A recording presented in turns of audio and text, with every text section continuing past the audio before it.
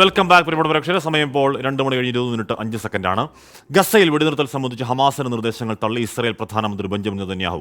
മാസങ്ങൾക്കുള്ളിൽ ഗസയിൽ വിജയം സാധ്യമാകുമെന്നും നെതന്യാഹു ആവർത്തിച്ചു. ഇറാഖ് തലസ്ഥാനമായ ബാഗ്ദാദിൽ അമേരിക്ക നടത്തിയ വ്യോമാക്രമണത്തിൽ ഹിസ്ബുള്ള കമാൻഡർ കൊല്ലപ്പെട്ടു. ഗസയിൽ ബന്ദികളുടെ മോചനത്തിനും വെടിനിർത്തലിനുമായി 45 ദിവസം വീതമുള്ള 3 ഘട്ട പദ്ധതിയാണ് ഹമാസ് നിർദ്ദേശിച്ചത്. എന്നാൽ ഹമാസിന്റെ നിർദ്ദേശങ്ങൾ വിചിത്രമാണെന്ന് ഇസ്രായേൽ പ്രധാനമന്ത്രി ബെഞ്ചമിൻ നെതന്യാഹു വിമർശിച്ചു. മാസങ്ങൾക്കുള്ളിൽ ഗസയിൽ വിജയം സാധ്യമാകുമെന്നും നെതന്യാഹു ആവർത്തിച്ചു.